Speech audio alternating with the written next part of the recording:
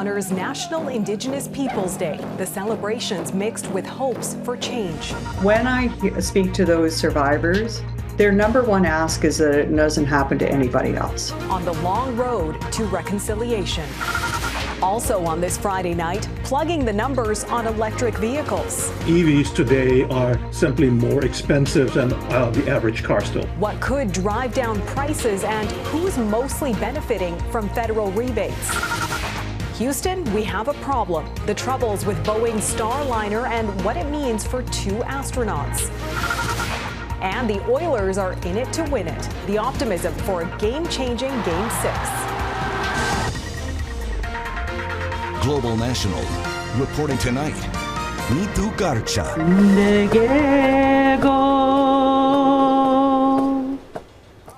People gathered in Toronto's Nathan Phillips Square early this morning to take part in an annual sunrise ceremony. It's an Anishnabe tradition of spiritual cleansing involving drum singing, a pipe ritual, and teachings. It's just one of the many events unfolding across the country to commemorate this National Indigenous Peoples Day. Good evening and thank you for joining us. There is a lot to reflect on, including Canada's efforts of reconciliation with Indigenous communities. This year, the backdrop of this day includes an intended apology by the federal government over the systemic harm from the child welfare system inflicted on generations of Indigenous families.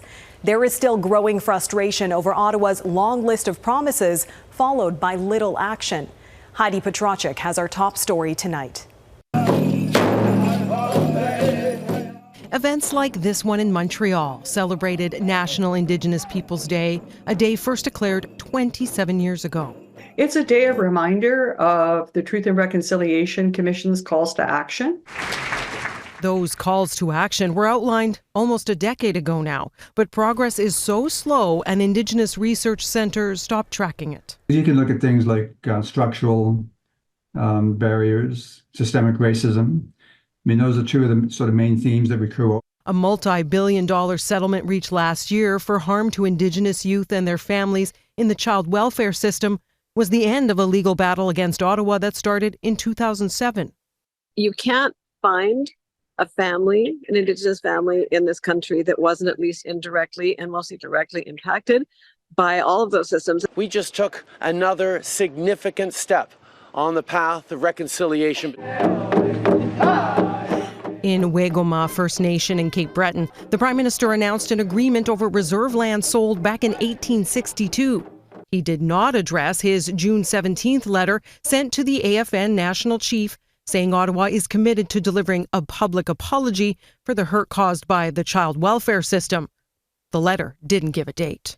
When I speak to those survivors, their number one ask is that it doesn't happen to anybody else. Cindy Blackstock is leading a fight at the Canadian Human Rights Tribunal, accusing Ottawa of failing to process claims meant to ensure First Nations children receive timely health care and social supports. More hearings on that are scheduled for August. The child welfare system is linked with, residential schools in the past, linked with other ongoing issues in the justice system.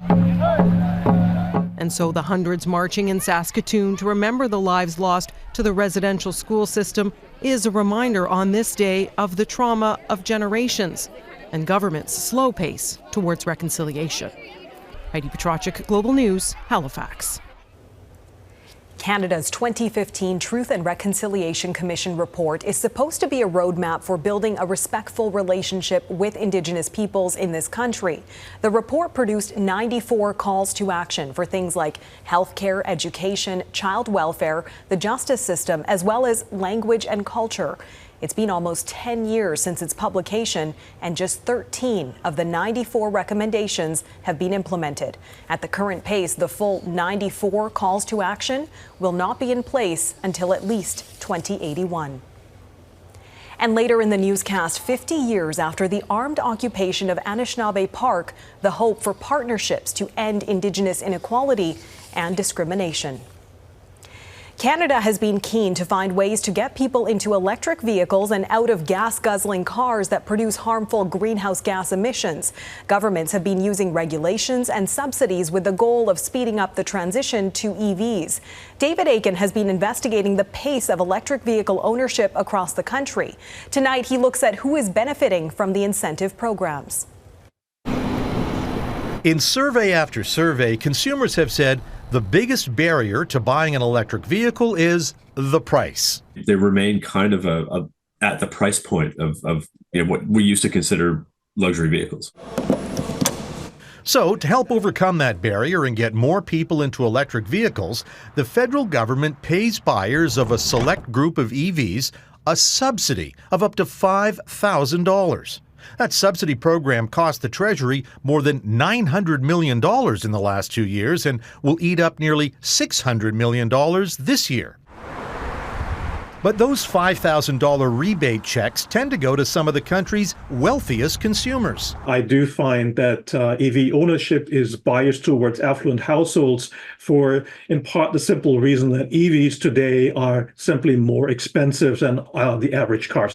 Global News did its own analysis using motor vehicle registration data cross-referenced against household income data for federal ridings. And sure enough, ridings with high household income also had the most EV owners. Take the 7 ridings in Vancouver, for example, here arranged by median income, lowest to highest. Now, here's the number of electric vehicles in each riding per 1,000 people. Higher income levels equals higher rates of EV ownership. That's a correlation that holds in communities right across the country. The wealthier you are, the more likely you are to consider an electric vehicle. Which means higher income Canadians have been disproportionate beneficiaries of generous federal EV subsidies. So I would say it is appropriate in this particular context, and it's appropriate because when you have new technology that needs to be adopted, you actually need early adopters to start. The government believes subsidizing richer consumers to buy their new cars is one way to drive down EV prices. You need to actually have them catalyze a market to be able to actually drive down the cost such that you don't need the subsidies over the long term. Now, there are some signs that prices of EVs are dropping. Consider this data point.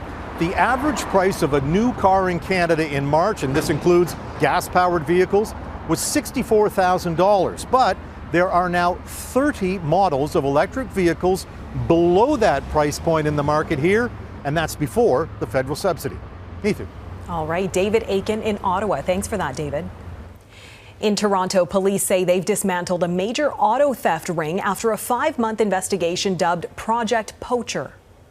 Their work has led to 4 arrests, 28 charges laid, and over 100 stolen vehicles linked to the accused, worth approximately $9.5 million.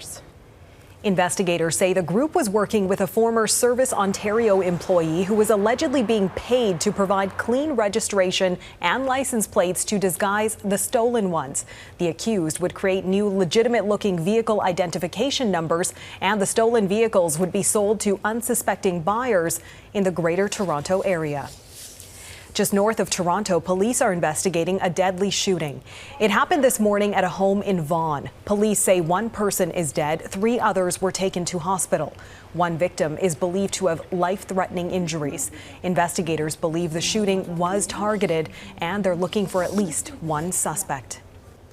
And we have breaking news out of BC, where RCMP are at the scene of a serious crash involving a school bus. It happened along Highway 97 near the town of Lac-La-Hache. The local school superintendent says the bus was carrying students from 2 schools after a field trip when it went off the road.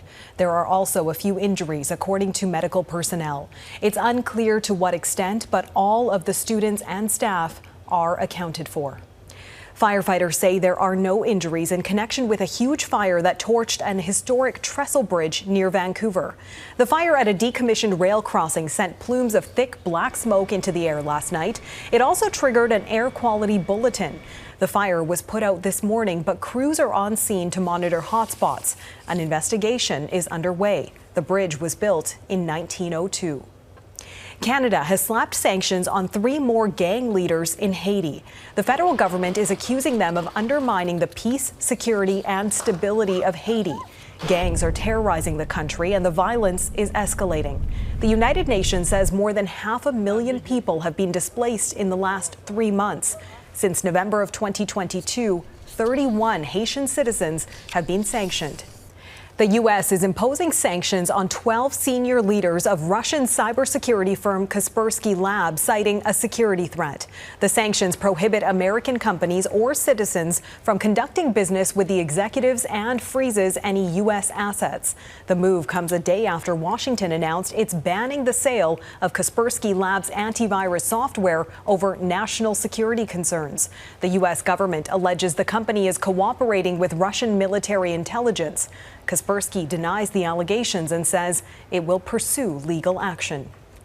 2 NASA astronauts are preparing to spend more unexpected time in space. Engineers are scrambling to fix issues with the Boeing Starliner capsule. It's been plagued with technical issues. The astronauts are stranded but safe on the International Space Station. As Jackson Proskow explains, their brief trip into orbit has stretched into a nearly month-long stay. Not a notice of course. This is no place to run into technical trouble. That's exactly what happened to Boeing Starliner, 400 kilometers above Earth, attached to the International Space Station, and stuck there for now. And you really don't want things to go wrong in that kind of extreme environment. Starliner's first crew was all smiles when they docked at the space station in early June. We're just happy as can be to be up in space. But this week, NASA announced it's delaying their return to Earth until at least June 26th. Starliner has suffered 4 helium leaks and 5 failures of its thrusters. NASA wants time to figure out what's wrong. We want to give our teams a little bit more time to look at the data, do some analysis, and make sure we're really ready to come home. That means Starliner will spend at least 20 days in orbit for what was supposed to be just a 5-day mission, rocketing up the embarrassment for the beleaguered Boeing and its troubled space program. Let's get going. The launch of this mission was scrubbed multiple times by technical problems. In 2019, the first uncrewed Starliner flight failed to reach proper orbit. The whole program is over a year behind schedule and $1.5 billion over budget. I think what we're really seeing with the difficulties Boeing is having relative to SpaceX, the problem is they've lost a lot of capability. PMA 2 into Starliner. The good news? The problems don't impact the parts of Starliner needed for the perilous re-entry into Earth's atmosphere. And the ship could theoretically spend up to 45 days in space if problems persist. Those delays are really a problem for the engineers back on Earth. For the astronauts, it means a little more time to sit back and enjoy the view. Jackson Proskow, Global News, Washington. It has been 50 years since a watershed moment in Ontario. Coming up, the historic protest standing up for the rights of Indigenous people.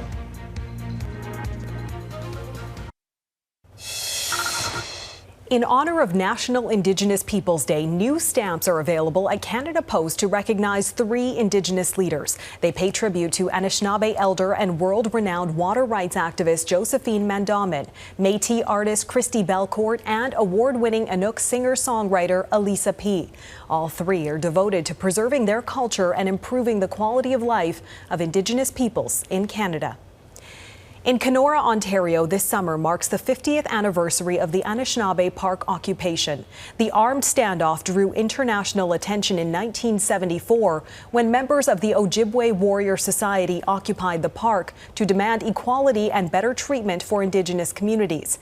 Now, as Melissa Ridgen explains, organizers are remembering and renewing those original calls to action on this National Indigenous Peoples Day. A popular beach and campground on the shore of Lake of the Woods in Kenora, Ontario, was ground zero for what's been described as the beginning of the modern-day land back movement. That movement being celebrated Friday to remember those who stood here in protest of colonial policies that have been devastating to Indigenous communities across North America. I'm Lorraine Major. I was at the park. One of the ones that was charged. Before her passing in 2023, Lorraine Major and other organizers shared their stories with freelance journalist Robert Jago.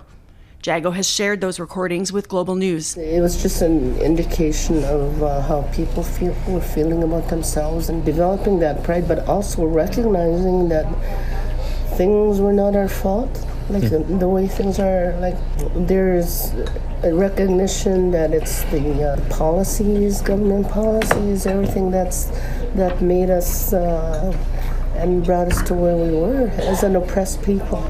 Their grievances, including Canada's failure to live up to its treaties and systemic racism oppressing First Nations people, remain still today. Activists say the reoccupation at Anishnabe Park is to inspire and promote coming up with solutions together. We need occupation of Anishnabe Park included in the curriculum. We need the City Council to repatriate the land to First Nations people. I'm going to go one step further. I'd like to see urban reserve built in Kenora. Today, not armed with guns and firebombs, but smiles and hope that the next 50 years will see more partnership and progress than the last. Melissa Ridgen, Global News, Winnipeg. Growing danger ahead, why the risk is rising from the combination of heat and humidity. Extreme heat and humidity are becoming a summertime reality for parts of the country that aren't used to such severe weather.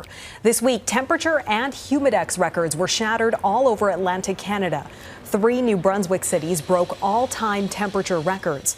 That province also recorded its all-time highest humidex value, meaning the temperature felt like 46 degrees. High temperatures and heat can become dangerous very fast, potentially leading to death. The combination of the two is known as the wet bulb temperature. Heat and humidity combined impact our ability to cool down through sweat. Data from the U.S. National Weather Service shows excess heat kills more people than tornadoes, hurricanes, and floods combined. And with the climate changing, the number of heat-related deaths has been rising over the past 3 decades. Eric Sorensen reports on where it's becoming more humid in Canada and how it's impacting your health. Stifling heat has steamrolled over eastern Canada, in Ontario, making everyday living harder. It's really hot. I live in an apartment and I think it's sunny the whole day. In Quebec, outside work became more miserable. It's really hot outside, very humid. Through the years, it's been getting worse. Even Atlantic Canada is feeling the withering effects normally moderated by the ocean. Definitely. A lot hotter and a lot more humidity. One of the consequences of having a warmer planet, a warmer atmosphere, and a warmer ocean is that we have more humidity. With the weather, some years are just hotter than others, but the trend is inescapable. Higher levels of heat plus humidity. Humidex index levels at 30 or above in Toronto once averaged 48 days per year, but over the last decade is up to 65 days a year with Humidex at 30 or above. Now, Edmonton gets fewer high Humidex days, but you can see the steady increase over time. And Vancouver, over the last decade, has almost caught up to Edmonton, now getting 12 high Humidex days on average per year. And across the country, Halifax has jumped from 13 days a half-century ago to 30 days of high heat and humidity per year. A clear increase across the country, but on the coasts in Vancouver and Halifax, Humidex days of 30 or above have more than doubled in the last 50 years. A change noticed in Atlantic Canada, says Marjorie Newton. I find it much hotter now than we used to have decades ago. The oceans keep coastal areas cooler, but oceans are warming up, causing more evaporation and more humidity. For every degree increase in global temperature, there's a 1% increase in the amount of moisture that's being held in the air. And humidity compounds the potential health effects of hot weather. Hot weather is dangerous. Hot and humid weather is even more dangerous because the sweat doesn't evaporate and you don't cool down the way you should. It's a health concern inland where heat waves occur every year. But it seems living near the ocean isn't quite the refuge that it once was. You definitely get that nice breeze that's coming off the water. But I mean, even then, I still feel it's really hot. I think that's definitely a sign of where things are going to go from here on out. I think it's just going to get hotter and hotter. Heat plus humidity, a combination distressing more Canadians more often. Eric Sorensen, Global News, Toronto. Playoff fever. Next, the excitement in Edmonton ahead of tonight's must-win game.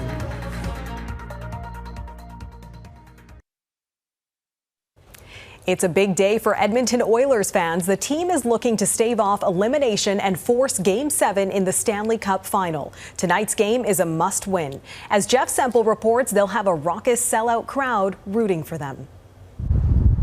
Yesterday was the summer solstice, the longest day of the year. But for Oilers fans, today feels even longer. Super excited, super anxious. This time last week, their team was facing a sweep, down 3-0. But the tide has turned. What a storybook ending this is going to be, you know. If they can pull this off, it's not only NHL history, but sporting history. Trevor Wheel is better known to Oilers fans as Mick Mullet. He lives 4 hours out of town, but has attended 116 consecutive home games. You have a patient wife? She's starting to get a little bit worn out with it, but she's been pretty good so far. I'm hoping that at the end of Monday, it's all going to be worth it. Win or lose, this marks the final home game of an historic season. We have real pride of place, which isn't usually common in Edmonton, unfortunately. But so this is a time for Edmonton to be really proud. The city and the team have come together around a single word, a rallying cry. The ad campaign was inspired by the hit TV show Ted Lasso. A Cinderella soccer story about a team that, like the Oilers, started the season at the very bottom of the standings and battled their way back to the championship, powered by belief. They've come back from everything this year, and I've got total faith in it. Do you think you're going to win tonight? Yeah. Yeah. This superfan was born with a rare condition. He struggles to talk and walk, but has no problem believing. We're going to fuel up the jet back to Florida for Monday's game, right? Yeah. Only once in NHL history has a team come back from a 3-game deficit to win the Stanley Cup. That was the Toronto Maple Leafs way back in 1942. The odds remain stacked against the Oilers, but that's exactly the way this city seems to like it. Neethu? A lot of anticipation in Edmonton tonight. Thanks very much. That's Jeff Semple in Edmonton. And that is Global National for this Friday night. I'm Neethu Garcha. Tonight's Your Canada is Miles Canyon in Whitehorse. Thanks so much for watching. Have a good night.